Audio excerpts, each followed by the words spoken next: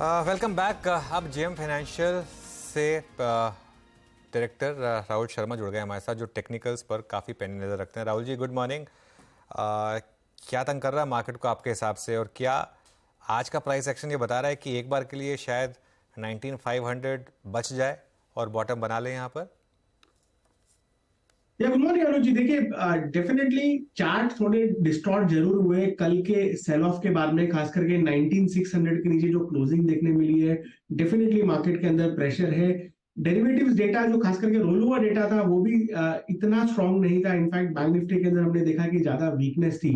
But एक silver lining ये है कि ऐसे मार्केट में जहां पर निफ्टी 50 डीएमए के आसपास है, स्मॉल कैप इंडेक्स 20 डीएमए के ऊपर है, मिड कैप इंडेक्स 20 डीएमए पे ट्रेड कर रहा है, यानी कि ब्रॉडर मार्केट ने अभी भी यहाँ पर कोई फियर या एक तरह से इंडाइसेस ने एटलीस्ट कोई मेजर यहाँ पर सेंस नहीं किया है करेक्शन। और हमने पास्ट मल्टीपल टाइम्स देखा है पिछले 3-4 महीनों में कि जब जब मार्केट में करेक्शन आया है, ब्रॉडर मार्केट ने गिव अप नहीं किया, तो जनरली ऐसे करेक्शंस में रिबाउंड देखने को मिला है। अब आई थिंक दो लेवल्स बहुत इंपॉर्टेंट हो जाते हैं निफ्टी में, 19,500 नीचे में और 19,800 ऊपर में।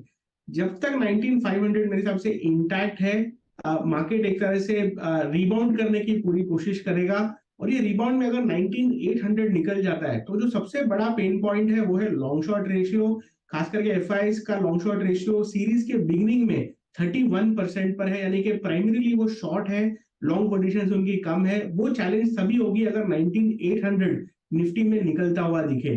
तो मेरे हिसाब से सिलेक्टिव होने वाला मार्केट है। आउट एंड आउट यहाँ पर कोई बड़ी ट्रेंड की एक्सपेक्टेशन नहीं, जब तक ये दो लेवल्स इधर साइड नहीं निकलते हैं।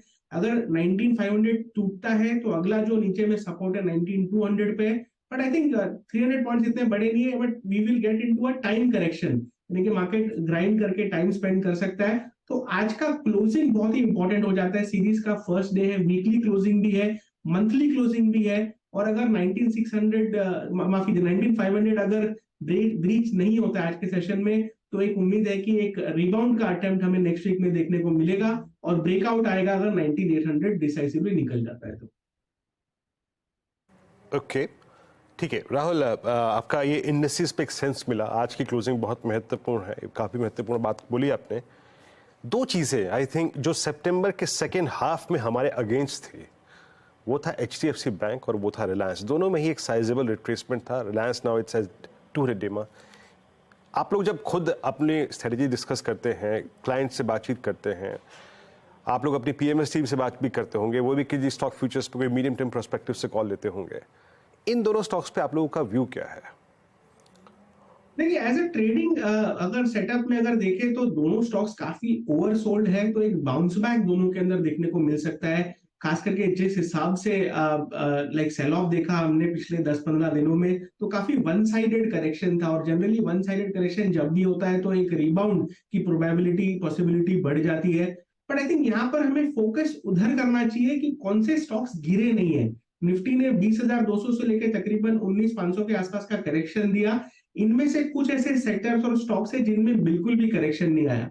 उसमें से एक है PSU बैंक्स, जो कि बहुत ही मजबूत खड़े हैं। प्राइवेट बैंक्स पे हमने प्रेशर देखा, लेकिन PSU बैंक्स में इनफैक्ट एक नया हाई लगा कल के सेशन में इंडेक्स की अगर मैं बात करूं तो। और दूसरा, प्राइवेट बैंक में एक स्टॉक हमें बहुत पसंद आता है। बैंक निफ्टी में तकरीबन 2,000 पॉइंट का करेक्शन हुआ, लेकिन ये स्टॉक में जरा भी वीकनेस देखने को नहीं मिली। मैं बात कर रहा हूँ RBL बैंक की। RBL बैंक का जो थोड़ा मैक्रो सेटअप है यहाँ पर काफी प्रॉमिसिंग लगता है। इनफैक्ट वीकली चार्ट पर एक ब्रेकआउट देखने को मिला है, जिसका जो पोटेंशियल टारगेट है 280 से 300 रुपीज तक जाता है। तो डिलीवरी में बाय करने की राय रहेगी। RBL बैंक को 230 के स्टॉप लॉस से बाय कीजिए। और मुझे लगता है कि जो रिलेटिव स्ट्रेंथ खास करके इस करेक्शन में RBL बैंक ने दिखाया है, वो अब मोमेंटम में तब्दील होता हुआ दिखेगा अक्टूबर सीरीज में। तो मेरा ये मानना है कि बैंक्स काफी ओवरसोल्ड है, तो यहाँ पर शॉर्टिंग ना करें, बट एक रिबाउंड, एक बाउंस बैक यहाँ पर देखने को मिल सकता है। स्ट्रेंथ PSU बैंक्स में है, और रिलेटिवली अगर प्राइवेट बैंक में देखें तो RBL बैंक का सेटअप हमें काफी प्रॉमिसिंग दिखाई देता है। ओके, ये पॉइंट ठीक है बैंक्स को लेकर। राहुल, एक चीज़ होती है, आई मीन जब आप स्ट्रेंथ एक्सपेक्ट कर रहे हो या फिर बहुत स्ट्रांग बाजार में स्ट्रेंथ को बाय करना अच्छा भी होता है। कभी कभी वीकनेस को बाय करना भी, आई मीन एक पुल बैक के पर्सपेक्टिव से अच्छी रणनीति होती है। ये सवाल मैं सिर्फ केंद्रित इसीलिए कर रहा हूँ, मतलब आपकी तरफ, क्योंकि ये सीरीज का पहला दिन है।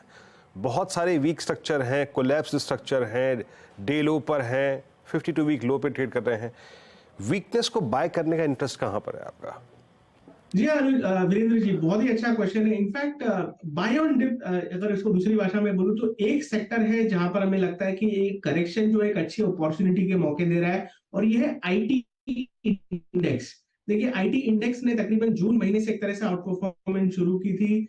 इस महीने यानी कि सितंबर में हमने देखा है कि एक यहाँ पर करेक्शन देखने को मिला है, बट मुझे लगता है कि अब वो लेवल्स काफी करेक्शन काफी हो चुका है, और यहाँ पर इस डिप में बाइंग करने को देखना चाहिए। तो I think large cap IT से शुरुआत की जा सकती है। टीसीएस हमारा टॉपिक है, डिलीवरी में बाई करके चलिए, तकरीबन 3500 के आसपास रिस्क रिवॉर्ड काफी फेवरेबल है लॉन्ग्स के लिए। 3450 का आई थिंक एक स्टॉप लॉस रहेगा, और मुझे लगता है कि अगर आप अगले 3-4 महीने का व्यू रखें तो मैं सरप्राइज नहीं रहूंगा ऊपर में 3800 4000 रुपीज तक के भी टारगेट टीसीएस में देखने को मिले। तो बाय ऑन डिप की रणनीति आई थिंक आईटी में लेकर चलनी चाहिए। लार्ज कैप आईटी से शुरुआत करके चल सकते हैं, एक बार रिवर्सल कंफर्म हो जाता है उसके बाद मिड कैप आईटी में भी ध्यान दिया जा सकता है। ओके, लार्ज कैप आईटी और मिड कैप आईटी पर ध्यान दिया जा सकता है। दो लार्ज कैप स्टॉक्स पर आपका व्यू जानना चाहूंगा राहुल। एक तो रिलायंस जो लगातार तंग कर रहा है मार्केट को, और दूसरा लार्सन एंड ट्यूब्रो जो काफी स्ट्रांग बना हुआ है।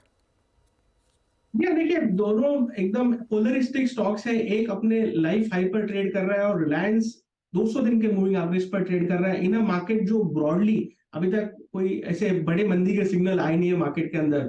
तो देखिए, मेरा तो मानना सिंपल है कि जब एक इंडेक्स हैवी वेट आपको एक ऐसे बड़े एवरेज के आसपास मिले, तो द प्रोबेबिलिटी और ऑड्स यहाँ पर एक बाउंस बैक आने के काफी स्ट्रॉन्ग रहते हैं। तो मुझे लगता है कि एक छोटा स्टॉप लॉस लगाकर, यानी कि 20 यहाँ से अगर परसेंटेज वाइज बात करो तो 2% का स्टॉप लॉस लगाकर रिलायंस को लिया जा सकता है। बहुत ही अच्छी एक प्रोबेबिलिटी है कि हमें 2450 2500 तक का बाउंस बैक आपको देखने को मिले आने वाले कुछ हफ्तों में। आई थिंक रिलायंस में क्लियरली यहाँ पर एक तरह से इंपॉर्टेंट सपोर्ट के पास ट्रेड करें तो बाय करके चलना चाहिए। जहां तक एलएनटी का सवाल है, आई थिंक यहाँ पर हमारे जो ट्रेडर फ्रेंड्स है वो यहाँ पर इंटरेस्टेड रहेंगे, बिकॉज मोमेंटम अभी भी एलएनटी में जरा भी थका नहीं है। इनफैक्ट कल के करेक्शन के बावजूद एलएनटी में हमने देखा कि एक नया हाई लगा है, इनफैक्ट हाईएस्ट क्लोजिंग देखने को मिली है। तो 3000 के ऊपर रिलायंस एलएनटी के अंदर जो बायस है वो बिल्कुल पॉजिटिव है। यहाँ पर मोमेंटम जो ट्रेडर्स है वो यहाँ पर पार्टिसिपेट करके चल सकते हैं। मेरे हिसाब से टारगेट यहाँ पर लगाना मुश्किल होगा, लेकिन डायरेक्शन क्लियरली अप है। और जहां तक रिलायंस का सवाल है, आई थिंक जो बार्गेन इन्वेस्टर्स है, जो एक अच्छे मार्केट में एक अच्छा स्टॉक लोअर प्राइस पर देखना चाहते हैं, तो यहाँ पर एक 200 दिन के आसपास चलता हुआ स्टॉक है जो कि एक छोटे स्टॉप लॉस के साथ यहाँ पर बाय करने की रहेगी यहाँ पर रिलायंस। एक आखिरी सवाल, मिड कैप्स में क्या स्टॉक्स आपको इंटरेस्टिंग लग रहे हैं समय राहुल जी? देखिए अनुज जी, मिड कैप में मैं पीएसयू बैंक्स के साथ जाना चाहूंगा। अब union bank, central bank, in fact UCO bank, ये ऐसे छोटे टियर 2 टियर 3 स्टॉक्स है पीएसयू बैंक्स में। मार्केट कैप के हिसाब से, मैं और कोई कैटेगरी हिसाब से नहीं बोल रहा हूँ, लेकिन मुझे लगता है कि यहाँ पर अभी भी स्ट्रेंथ बाकी है, इनफैक्ट मूव बाकी है। अगर यूनियन बैंक की मैं बात करूं तो मुझे लगता है कि तकरीबन 120 125 तक के लेवल्स हमें महीने भर में देखने को मिल सकते हैं। जहां तक सेंट्रल बैंक और यूको बैंक है, इनमें भी मुझे लगता है कि तकरीबन 20% 15 to 20% अपसाइड इन लेवल से भी देखने को मिल सकती है। आई थिंक पीएसयू बैंक में जो हमने एक बड़ा वॉल्यूम क्लाइमैक्स देखा था, काफी लोग बात कर रहे थे कि कहीं पीएसयू बैंक का टॉप तो नहीं बन गया। देखिए, मेरा ये मानना है कि PSU bank index decadal breakout दे चुका है, और जनरली जब ऐसे ब्रेकआउट चलते हैं तो कम से कम 1-2 साल के मूव देखने को मिलते हैं। हमने जनवरी में पीएससी इंडेक्स की बात की थी कि डेकेडल ब्रेकआउट है, आपके चैनल पर आके हमने पूरा डिस्कस किया था इसे डिटेल में, और देखिए 9 में 10 महीने हो गए और अभी भी पीएससी इंडेक्स काफी स्ट्रॉन्ग चल रहा है। इनफैक्ट हर डिप में बाइंग देखने को मिली है। तो ऐसा सेटअप पीएसयू बैंक्स में है, इसलिए जो छोटे वाले पीएसयू बैंक्स है मुझे लगता है कि उनमें अभी भी अपसाइड बाकी है। इन बैंक को खास करके मिड कैप कैटेगरी में जो आते हैं इनको बाय करके चलना चाहिए, और मुझे लगता है कि अच्छी अपसाइड इनमें आने वाले हफ्तों में और महीनों में देखने को मिल सकती है। ऑलराइट राहुल जी, बहुत बहुत शुक्रिया आज हमारे साथ जुड़ने के लिए और हमसे बात करने के लिए। गौरव बिस्सा, आपका भी बहुत बहुत शुक्रिया आज हमारे साथ जुड़ने के लिए चैनल पर, और अपने